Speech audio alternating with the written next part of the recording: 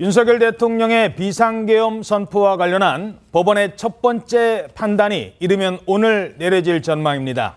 이번 사태의 핵심 인물 김용현 전 국방부 장관에 대한 구속적부 심사가 잠시 뒤인 3시부터 시작될 예정입니다. 오늘 사건 파일은 급박하게 돌아가는 전국 상황 중심으로 전해드리겠습니다. 자, 먼저 계엄령을 윤석열 대통령에게 건의하고 주도한 것으로 알려진 김용현 전 장관, 지금 구속 갈림길에 서 있습니다. 자, 그런데 김 전 장관이 오늘 심사에 출석하지 않는다, 이런 입장을 밝혔어요.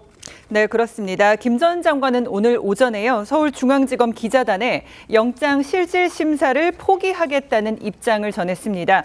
김 전 장관은 그러면서 국민 여러분들께 큰 불안과 불편을 끼쳐드린 점 깊이 사과한다면서 이번 사태와 관련한 모든 책임은 저에게 있다. 부하 장병들은 저의 명령과 주어진 임무를 충실했을 뿐이라며 부디 이들에게 선처를 바란다고 입장을 전했습니다. 이 수사 단계에서 구속영장 발부가 되는 건 증거 인멸이나 도주 우려 등이 사유가 되지만요. 어느 정도 범행 개연성을 추측할 수 있는 그 혐의 소명이 기본적으로 전제가 되기 때문에 이제 오늘 구속심사 결과에 따라서 12.3 비상계엄 사태를 벌인 이 인물들의 내란 혐의가 어느 정도 소명되는지에 대한 법원 판단이 처음으로 나오게 됩니다. 예. 자, 근데 피의자가 출석을 하지 않으면 영장 심사는 어떻게 진행이 되는 거예요? 네, 형사소송법과 형사소송 규칙에 따라서 피의자가 부득이한 사유로 사유서를 제출하고 출석하지 않는 경우에도 신문 절차는 열리게 될 수 있습니다. 일단 변호인이 참석을 하게 되는 경우와 그렇지 않은 경우로 나누어서 말씀을 드릴 수 있을 것 같은데요. 피의자가 출석하게 되면 피의자에게 직접 신문하는 절차를 거치게 되지만 피의자가 출석을 하지 않는다고 하면 변호인만 출석을 하는 경우도 있을 수 있습니다. 그럴 때는 검사와 변호인의 의견을 듣고 영장 발부 여부를 결정을 하게 되는 거고요. 만약에 변호인까지도 출석을 포기하는 상황이 된다라고 하면 재판부에서는 서류만으로도 심리해서 구속영장 발부 여부를 결정할 수가 있게 됩니다. 예.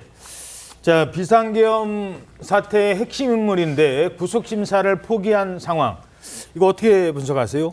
일단 김용현 전 장관 본인은 이제 국민에게 사죄하는 마음으로 그 본인의 방어권을 이제 포기를 한 상황이죠. 예. 그런데 가장 중요한 것은 오늘 이 구속영장 실질심사를 하고 나서 아무래도 방어권을 포기했으니까 구속될 가능성이 높아지겠지만 영장 판사가 어떤 내용을 담을지, 그 영장을 발부를 할 경우에 어떤 내용을 담을지가 가장 관심이 되는데, 지금 직권남용과 내란죄지 않습니까? 예. 특히 내란죄에 대해서 이것을 어느 정도 영장판사지만 인정을 할 것인지를 지금까지는 보면은 그 수사기관에서 전부 다 내란죄를 전제로 해서 무슨 뭐 체포를 한다는 이야기까지 나오고 출국 금지시키고 막 하지 않습니까? 예. 뭐 검경과 공수처에서 수사기관에서 그렇게 하는데 아직 법원의 판단은 한 번도 나온 적이 없어요.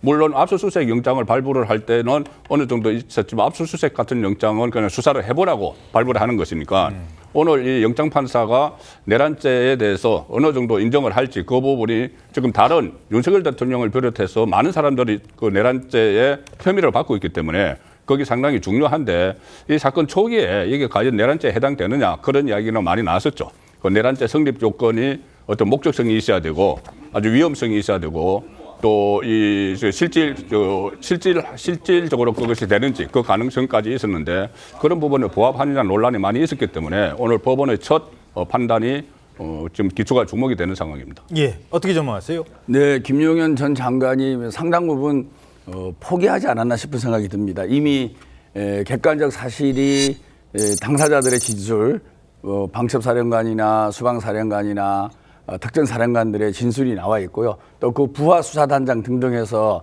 김용현 장관이 시켜서 이 내란이 일어났다는 부분들이 이미 다 정언이 확보가 돼 있고, 또 객관적으로 국회를 계엄군을 보내서 일부 의원을 체포하려고 했다라는 정황 증거, 그리고 실질적으로 국회의 기능을 마비시키기 위해서 국회의 창문을 깨고 들어갔다는 것들이 화면에 이미 다 나와 있지 않습니까?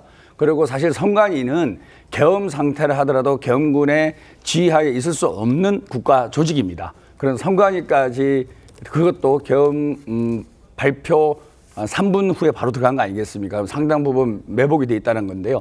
이런 모든 정황을 봤을 때 도저히 구속영장에 대한 방어권을 행사를 해봐야 불가능하다라는 생각을 본인도 하게 된 거고, 이런 객관적인 상황이라든지 당사자들의 증언에 의해서 상당 부분 구속에 대해서는 포기를 하고 있는 상태에서 영장심사를 포기한 그런 상황으로 보입니다. 예.